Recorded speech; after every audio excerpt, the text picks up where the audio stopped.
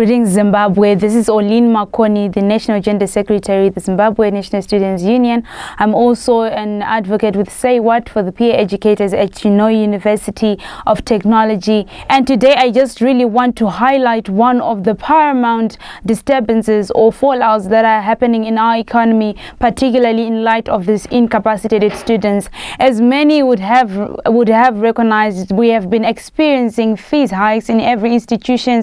Fees have been increased and skyrocketed by more than 130%, and this could not match the unaddressed slave wages that on average civil servants are being paid, of which on average these civil servants are the ones that are parenting these students who are in university. So we have been having situations such as high rates of miscellaneous behavior, such as the increase in students who are turning to commercial sex. We have been seeing an increase in sexual harassment. We have been seeing high levels of deferment by the students. For example, in the year 2022 alone, in the first semester at MSU, we actually had 400 students deferring because they could not register on time, and also they failed to write their exams. So we are really appealing to the government of Zimbabwe and the respective stakeholders and policymakers to really adjust measures in favor of the economy in order to make sure that all students have access to quality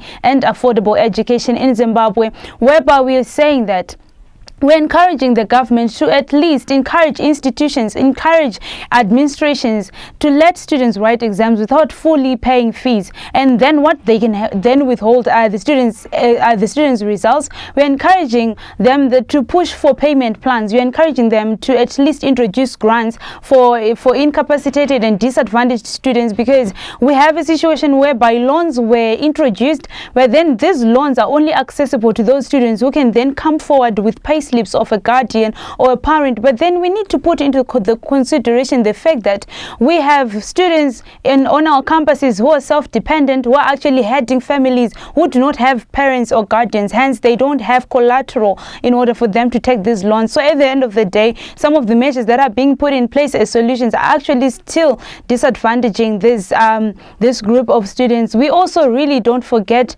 the minority groups, particularly the disabled students in this during these times. Also, we would really encourage the government to establish bargaining tables with the students. We have been experiencing a number of cases across all institutions whereby we really don't have standing student representative councils. So it becomes really questionable when it comes to such decisions that affect the students being put into place, being imposed without the students' voice. So we're really encouraging institutions and administrations to really bring back SRC elections, to really bring back student representation, and to consider it in policy making. We are also really putting an outcry to the government to work towards subsidizing the educational sector, whereby we are saying they should at least come in subsidizing accommodation or food or transport, because now at a minimum level, the minimum student is paying 83,000 RTGS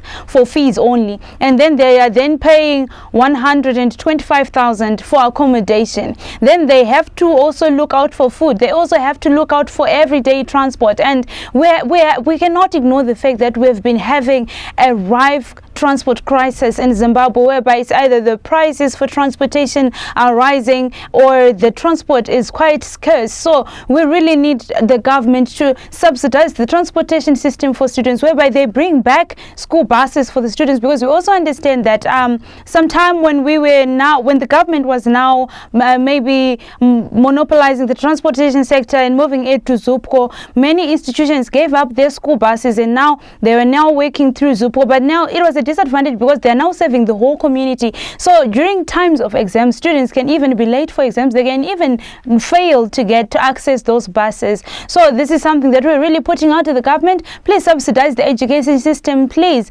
really address the slave wages of our civil servant parents, or at least come up with measures and subsidies, or other what do we call this? Alternative. Okay, we are really encouraging the government to subsidize the slave wages of our civil servant parents and to come up with alternatives that can supplement their salaries. For example, maybe for school fees packages for those who have students who are in higher tertiary education, who are in university. It is not enough. We acknowledge that the government really tried to say that one teacher would be accorded 20,000 RTGS towards a student who would be in school, but we have teachers who have 3 children in university who need 83,000 per semester, whilst the teacher is being paid 20,000. So that means that the teacher has to serve for 6 months or more in order for them to just pay up for 1 semester. What more for 3 or more children? What more for those children who do not have parents? Let us really keep it in mind. Let us really bear with the students. Thank you.